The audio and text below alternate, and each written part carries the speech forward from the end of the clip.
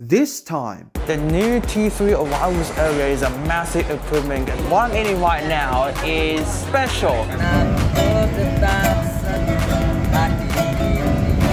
Looking back, I think this is incredible value.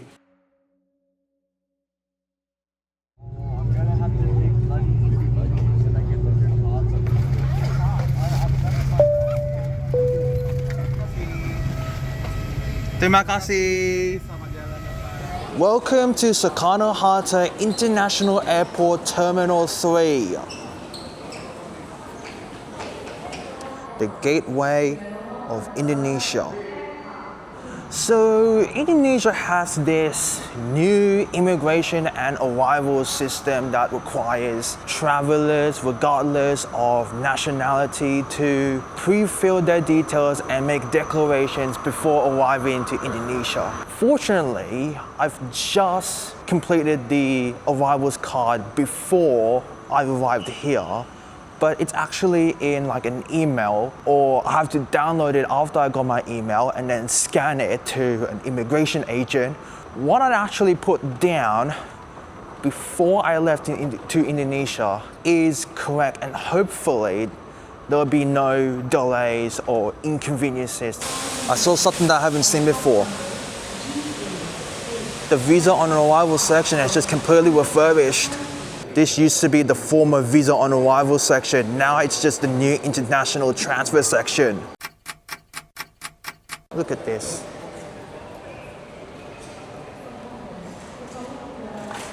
That's one giant LED screen. I must say,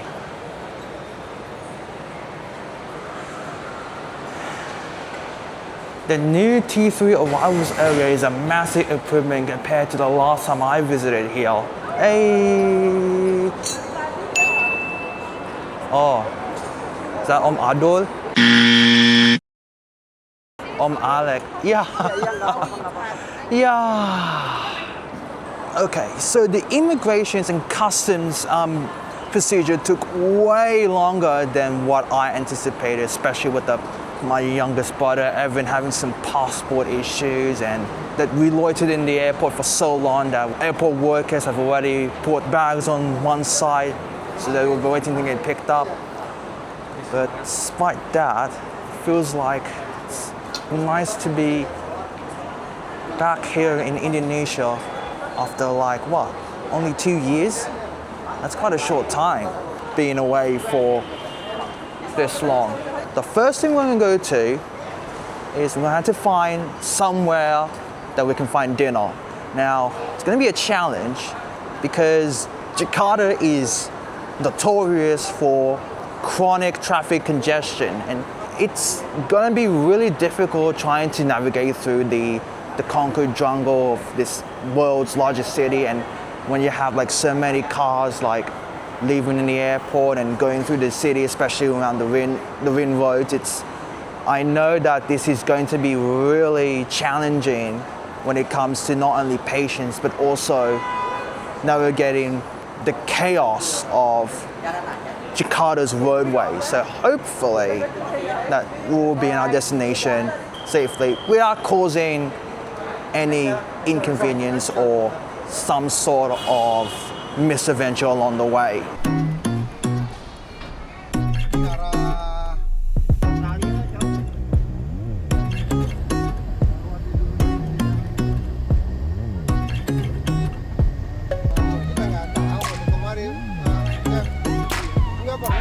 Look at these. Does it sound really good, Mom? Now, Indonesia is famous for its colorful cuisine, and none of this is more evident than eating Indonesian street food here in Pasar Senen. And what I'm eating right now is a special, nasi kapau raya special. You have like bal, you have like chicken, you have like some vegetables and like chili and got rendang. It's something that I really like to try, and I know that it's something that I know I don't really like eating spicy foods, but I know that I must love this cuisine in a way that not only just gives me an appreciation of the cuisine, but also the taste of eating Indonesian food.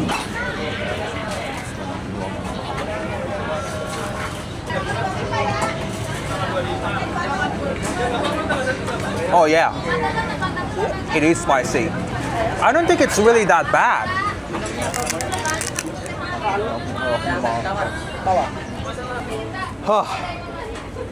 Pretty much finished most of the meal, but yeah, that was a very spicy start to this Indonesian holiday.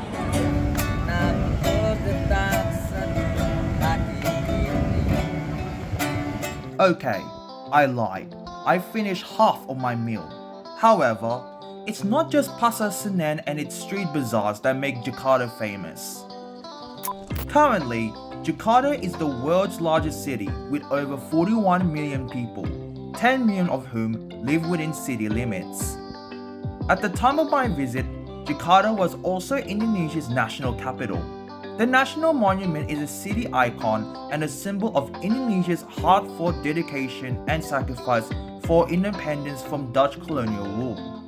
That aside, Jakarta has local attractions spread across 5 administrative regions. Despite its enormous size, my family and I came here to this city to spend time with my relatives, not to explore Jakarta's historic and modern treasures. However, that does not mean we did nothing during this adventure. As a family tradition, whenever we travel in Jakarta, we stop by a shopping mall. This city has hundreds of them, varying in size, amenities, architectural design, and accessibility. My family's favorite is Plaza Senayan, which hosts high-end retail, a cinema, and the Sogo and Metro department stores. Since 1996, Plaza Senayan has been the premier shopping outlet in Senayan and Garuda, distinguished by its green awnings and a large central lobby featuring a psycho-musical clock with animated figures. The last time I visited Plaza Senayan, there was a teddy bear installation as part of its Christmas and New Year's festivities. Indonesia is a Muslim majority nation, but part of its population is either Catholic or Protestant, and Christmas is one of their sacred religious traditions. It's welcoming that a mall operator like Plaza Senayan is embracing these special holidays, even though most Muslims don't celebrate events except for Eid. However, it also provides an incentive to promote themselves for consumers seeking to buy luxury or higher-end items while being proximate to places of employment and amusement. Plaza Senayan is empty on its top levels, though the number of food stores and restaurants is adequate for a premier shopping precinct. However, it is convenient because it is not far from one of my relatives' places and within walking distance to Transjakarta and Jakarta MRT services.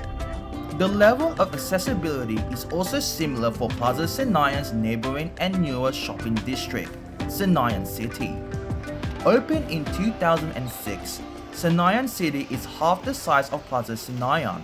However, it feels big and spacious inside. That's because it has a large second-floor atrium with high ceilings and is wrapped around by over 400 retail outlets. This open architecture enables Senayan City to host large special exhibits such as this Christmas castle during my first visit there. Like Plaza Senayan, most retailers inside Senayan City, local and international, sell high-end perishables and wearables. However, they also sell affordable ones, such as a beige cap I got from Miniso. Senayan City isn't as empty as Plaza Senayan, making the shopping experience lively, enjoyable, and pleasant. So yes, while I do admire the old charm and peace of Plaza Senayan, Senayan City edges out for its striking open-plan architecture with stores on every floor, which makes it less empty and more desirable for everyone. Lotte Mall is part of the Ciputra World Complex, which was completed in 2013 and is the only one of this kind in Indonesia. Lotte Mall is therefore heavy on Korean brands and products and even has a dedicated space called Lotte Alley, which blends the best of Japanese and Korean street architecture to create a space filled with character and color. Unfortunately, I didn't explore there. Instead, I had an enjoyable and delicious lunch at Sate Khas Senayan, explored the lower levels of Lotte Mall, and stopped by Watson's and Ranch Market for beauty and some groceries. Lotte Mall has almost everything for everyone. It is a premium retail outlet with Korean flair, offering groceries, wearables, technology, and homeware. However, it is also a place where, as I said, you could spend hours visiting.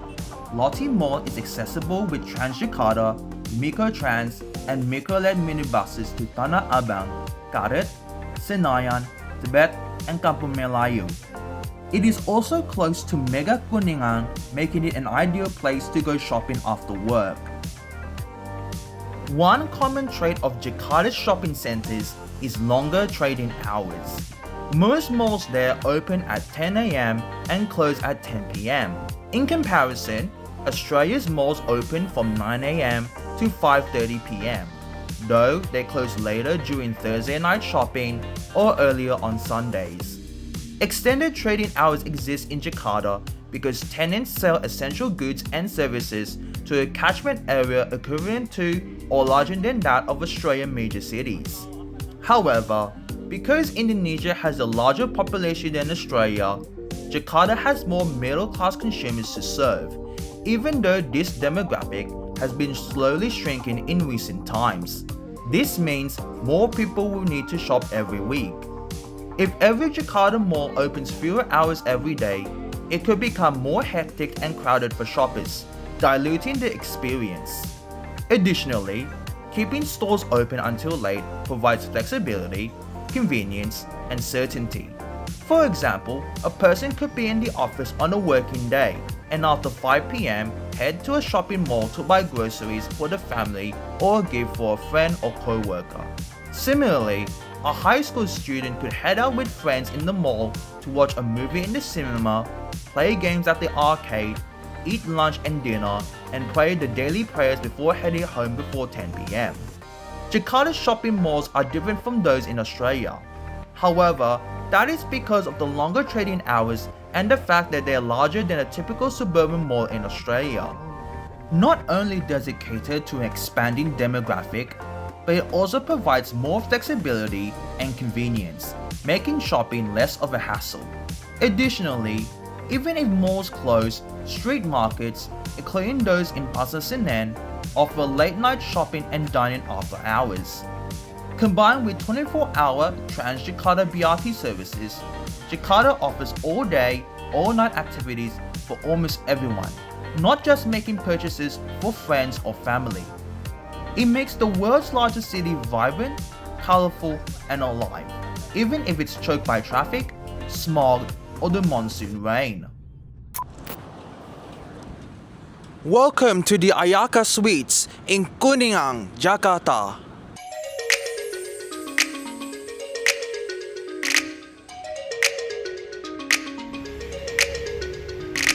Since its opening in 2015, Ayaka Suites has been one of hundreds of hotels and accommodations spread across Jakarta. Located in the heart of Kuningan, it is just 5 minutes from Lotte Mall, and non-BRT feeder buses and microbuses to various districts in Jakarta. One bus service goes to Senayan and connects to the recently introduced Transjakarta's SH2 cross-regional bus service to Soekarno-Hatta International Airport. Therefore, Ayaka Suites is a convenient place for hundreds or thousands of tourists across Indonesia and abroad to stay in the world's largest city, if you can dodge its chronic and chaotic traffic jams. Stepping into Ayaka Suites feels like entering a secluded oasis beneath a modern contemporary structure. Okay, it doesn't feel like you're in paradise. However, the foyer has a fresh, welcoming atmosphere despite the oppressive heat and humidity outside. Most elements you see inside scream natural beauty from the large flower at the front door to the teal lounge chairs and padded rugs. The reception staff are friendly and helpful, offering 24-hour support throughout your stay. Ayaka Suites is a 3-star hotel.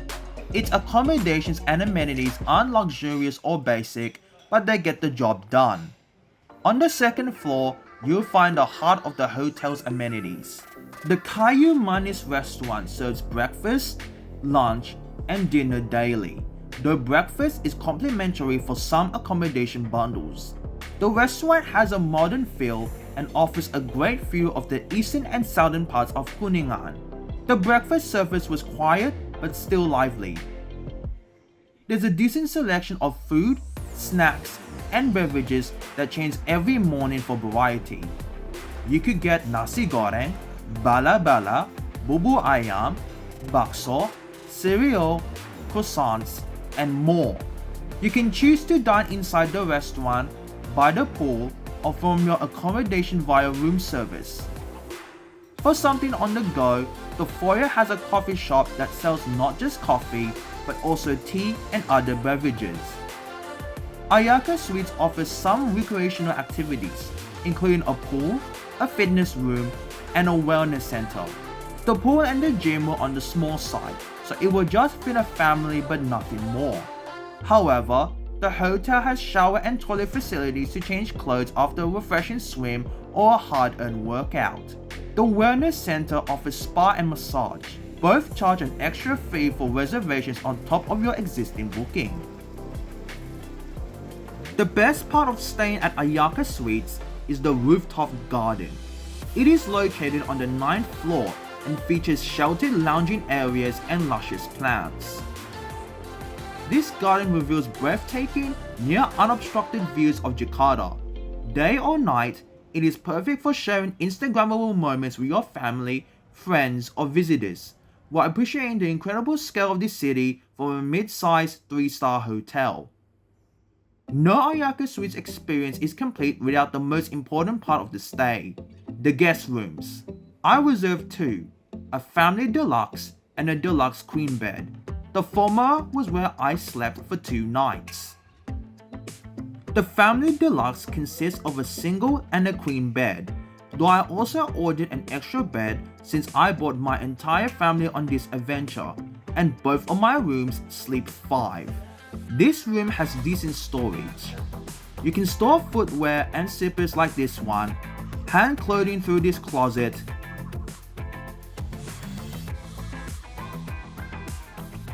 and secure your personal belongings through this safe.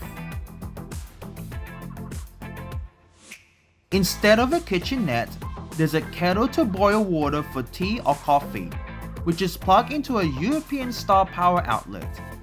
A universal power outlet is also available beside the lamps, allowing guests to charge their electronic devices, regardless of which plug they use. Ayaka Suites offer local and international channels, but if you don't like to watch, this room has a window with restricted views and provides natural light during the day.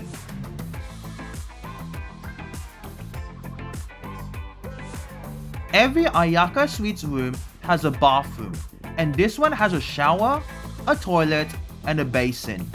Fresh towels are stocked in the racks. If you don't like using the same towel for the whole stay, you can request new ones via room service.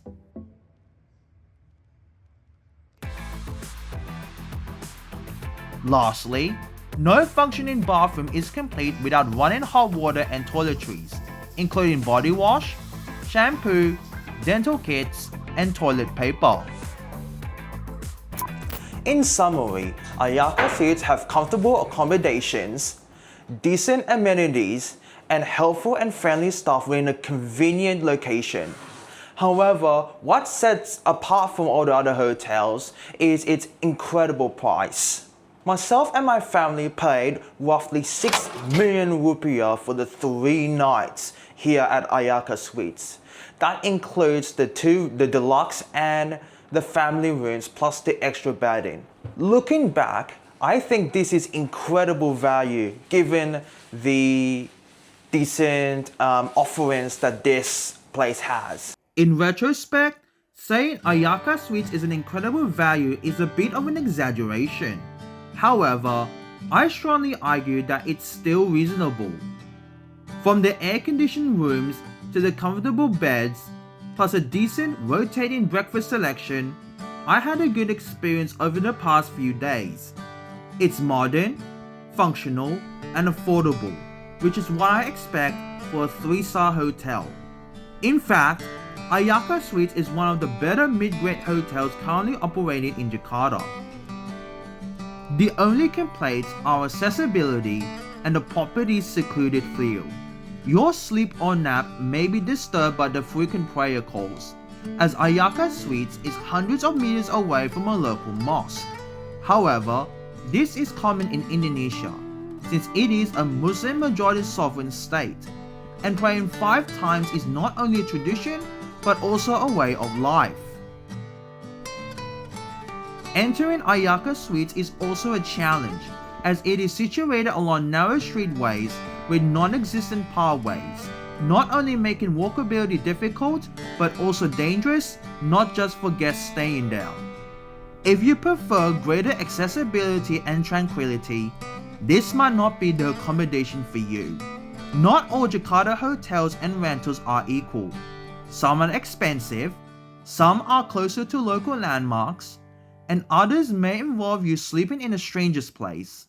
Ayaka Suites isn't as convenient or as luxurious as its nearby competitors, but it provides a bed for any guest if one is available. Whether you like it or not, that's your preference. If you don't agree with what I said, that's fine. Everyone has different opinions. Nevertheless, if I had the chance to visit here again, I would definitely be welcome to stay here and recommend this to not just within my family, but also friends and relatives who want to visit Jakarta for multiple days. While Jakarta has plenty of attractions to explore, that's not the only Indonesian city I visited that summer.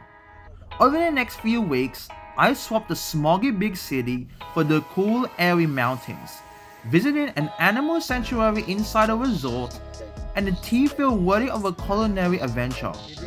And perhaps the most emotional thing about this location is its deep family roots that still carry with me today.